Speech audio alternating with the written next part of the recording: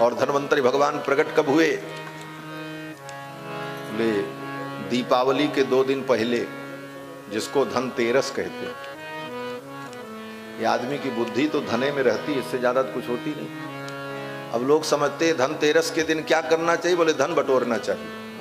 लोटा थरिया खरीदने चले जाते हैं, बाजार खूब लगती है, खूब बर्तन लोग खरीदते हैं। धनतेरस के दिन बर्तन खरीदने का कोई महत्व नहीं है। ये तो मूर्खों की दुनिया बड़ी जबरदस्त है महाराज, क्या समझा। लोटा कटोरा खरीद करके ले आएंगे, बोले आज धनतेरस है बर्तन खरीदो। धनतेरस के दिन धनवंतरी भगवान का अवतार हुआ। उस दिन भगवान धनवंतरी का पूजन करना चाहिए। और धनवंतरी भगवान अमृत कलश लेकर के प्रकट हुए, आयुर्वेद के ग्रंथ को लेकर के समुद्र से प्रकट हुए। और समस्त प्रकार की औषधियों का मूल जो है आंवला, हरड़ और बहेड़ा, जिसको त्रिफला कहते हैं, ये त्रिफला औषधि, अमृत कलश, आयुर्वेद, इन 3 चीजों को लेकर के धन्वंतरी भगवान प्रकट हुए जगत के कल्याण के लिए। तो धनतेरस के दिन धन्वंतरी भगवान की पूजा करनी चाहिए। और पूजा करने के बाद उनसे आरोग्य की कामना करनी चाहिए कि हमारे जीवन में आरोग्यता हो, हम अमृत तत्व को प्राप्त करें। हे परमात्मा, वयम अमृतस्य पुत्राः, हम उस अमृत परमात्मा के पुत्र हैं और वो परमात्मा हमें भी अमृत प्रदान करें, हमारे जीवन में अमरत्व आ जाए, हम भी अमर हो जाएं। अमर होने का मतलब क्या है? बोले सदा सदा के लिए भगवान के चरणों को प्राप्त कर लें, यही अमर होना है। अमर होने का मतलब कि हम मरे नहीं। और मरेंगे कब? बोले जब दुनिया में पैदा होंगे तभी तो मरेंगे। तो ऐसी कृपा ठाकुर की हो जाए कि हमें संसार में फिर पैदा न होना पड़े। अगर हम पैदा नहीं होंगे तो फिर मरेंगे नहीं, इसका मतलब हम अमर हो गए, यही अमरत्व है। ये अमरत्व जीवन में आवे, लेकिन ये कब आएगा? बोले जब गोविंद के चरणों में पहुंचे। इस भावना से धनतेरस के दिन धनवंतरी भगवान की पूजा करनी चाहिए। इसीलिए कथा सुनी जाती है। कथा में ही इन सारी बातों का उत्तर मिलेगा। कहां मिलेगा? कथा में आएंगे तभी वो चीज आपको मिल जाएगी जो आप स्वयं ढूंढते ढूंढते मर जाएंगे, नहीं मिलेगी, वो कथा मिल जाएगी। अन्यथा मत समझना। आप ये समझो कि सब वेद, रामायण, गीता, भागवत, सारी पोथी ला करके आप अपने घर में रखो और एक एक गुरु के पास जा करके एक एक विषयों का अध्ययन करो। अध्ययन करने के बाद उसका निष्कर्ष निकालो, तब तक आधी जिंदगी बीत जाएगी, आधी क्या पूरी खप जाएगी। लेकिन अगर आप सत्संग में आए तो ना आपको किताब खरीदने की जरूरत पड़ी, न पोथी पढ़ने की जरूरत पड़ी, न किसी गुरु के पास जाना पड़ा। बैठे बैठे निकाला हुआ मक्खन आपको मिल जाता है। इससे बड़ी सुविधा और क्या हो सकती? कितना करना, वो तो पूछो जो करते हैं उनको मालूम है कितना श्रम करना होता। शास्त्र ज्ञानम बहु क्लेशम बुद्धेश चलन कारणम। शास्त्र का ज्ञान बुद्धि भ्रमित कर दे महाराज। अनंत शास्त्रम बहुलाश्च विद्या नैको ऋषिर्यस्य वच प्रमाणम धर्मस्य तत्वम निहितम गुहायाम महाजनो जेन गतास्स पंथ। तो उस स्थिति को प्राप्त करने के लिए ये सुलभ व्यवस्था परमात्मा ने बनाई कि सत्संग करो, सत्संग करोगे सब मिल जाएगा। और सत्संग कभी मत छोड़ो, सत्संग करो, सत्संग करो। यह अवसर नहीं मिलने का, सत्संग करो, सत्संग करो। यह अवसर फिर नहीं मिलने का, सत्संग करो, सत्संग करो। यह अवसर नहीं मिलने का, सत्संग करो, सत्संग करो। यह वक्त नहीं हिल-डुलने का, सत्संग करो, सत्संग करो। यह वक्त नहीं हिल-डुलने का, सत्संग करो, सत्संग करो। चाहे सारी दुनिया ठुकराए, चाहे धन संपत्ति लुट जाए,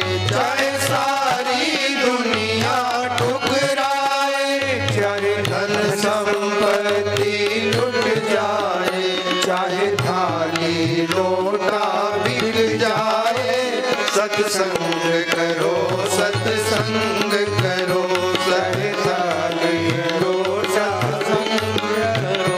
यह अवसर नहीं फिर मिलने का सत्संग करो सत्संग करो। यह अवसर नहीं फिर मिलने का सत्संग करो सत्संग करो। चाहे तन में अधिक बीमारी हो, प्रतिकूल चले नर नारी हो।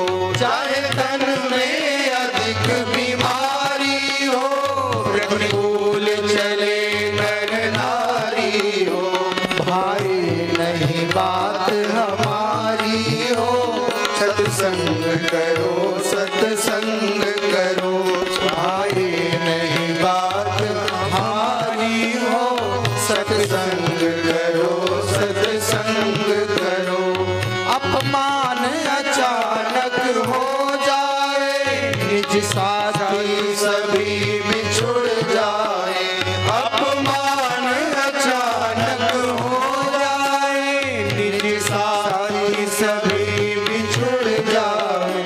चाहे नित्य नई आफत आवे, सत्संग करो सत्संग करो। नित्य नई आफत आवे, सत्संग करो सत्संग करो। यह अवसर फिर नहीं मिलने का, सत्संग करो सत्संग करो सत्संग करो सत्संग करो। ये पद बड़ा महत्वपूर्ण है और ये पद सेठ जी की रचना है। गोरखपुर के गीता प्रेस के सेठ जी श्री जयदयाल गोयनका जी, उनकी ये रचना है कहते हैं। और ये सत्य घटना पर आधारित है। उनके पास कुछ नहीं था, एक महात्मा के साथ सत्संग हुआ और उन महात्मा को विदा करने के लिए उनके पास व्यवस्था करने के लिए कुछ था नहीं सेठ जी को। सेठ थे, चांदी की गिलास और चांदी की कटोरी पूजा में रखते थे, वही बचा था। अंत में उन्होंने उसको भी बेच करके उन संत की सेवा की और उनको विदा किया। और उसी पर उन्हें यह भाव आया कि सत्संग करो चाहे थाली लोटा बिक जाए, सत्संग करो सत्संग करो। ये बात मुझे भी नहीं मालूम थी, लेकिन अभी इसके पहले मैं दिल्ली कथा करने गया। जीवन तो पूरा सीखने के लिए मिला है महाराज, मरते दम तक सीखना है, कभी पूर्णता नहीं होती। दिल्ली में मैं कथा करने गया तो एक माताजी हैं सुमित्रा मैया, वो मुझे अपना बेटा ही मानती हैं, बड़ी उनकी श्रद्धा है, श्रद्धा भी है वात्सल्य भी है। और वो महाराज श्री राम सुखदास जी की सत्संगी हैं, उनके साथ उन्होंने बहुत सत्संग किया है। तो वो संस्मरण सुनाने लगी, महाराज जी ये भजन जो आप गाते हैं कि सत्संग करो, ये अवसर फिर नहीं मिलने का, सत्संग करो। चाहे सारी दुनिया ठुकराए, चाहे धन संपत्ति लुट जाए, चाहे लोटा थाली बिक जाए, सत्संग करो। ये किसकी रचना है? हमने कहा माता जी हमको भी नहीं मालूम किसकी रचना, गाते तो हैं, अच्छी लगी इसलिए गाते हैं और प्रेरणाप्रद है। उन्होंने कहा ये सेठ जी की रचना है और उनके जीवन की ये घटना थी, इसलिए उन्होंने इस पद की रचना।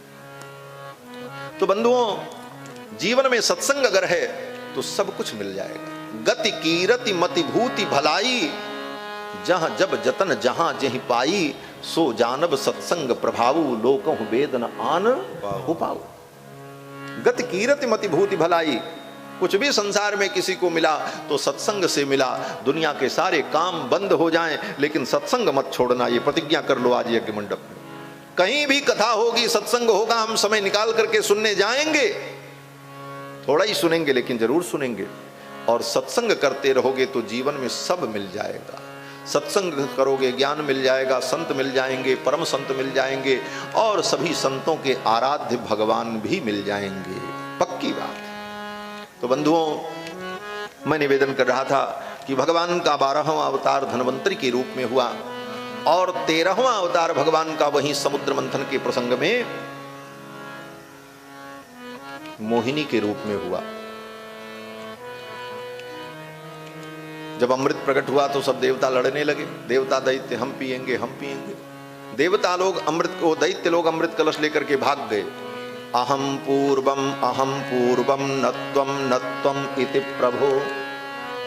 अमृत कलश लेकर के भागे, लेकिन दैत्य लोग भी अमृत नहीं पी पाए। कलश उनको मिल गया लेकिन पी नहीं पाए। क्यों? बोले आपस में झगड़ा होने लगा। अहम पूर्वम, पहले हम पिएंगे। वो कहे अहम पूर्वम, पहले हम पिएंगे। अहम पूर्वम नत्वम नत्वम, तुम नहीं पहले हम। ये तू मैं की चक्कर में अमृत नहीं पी पाए। क्यों? बोले उनमें सुमति नहीं थी। कितनी भी संपत्ति आपके पास हो जाए, अगर जीवन में सुमति नहीं है तो संपत्ति का भोग नहीं कर पाओगे, और सुमति है तो संपत्ति का भोग होगा। जहां सुमति तह संपत्ति नाना, जहां कुमति तह विपत्ति निधाना। उन दैत्यों में सुमति नहीं थी, इसलिए अमृत मिलने के बाद भी वो अमृत नहीं पी पाए। और मोहिनी भगवान प्रकट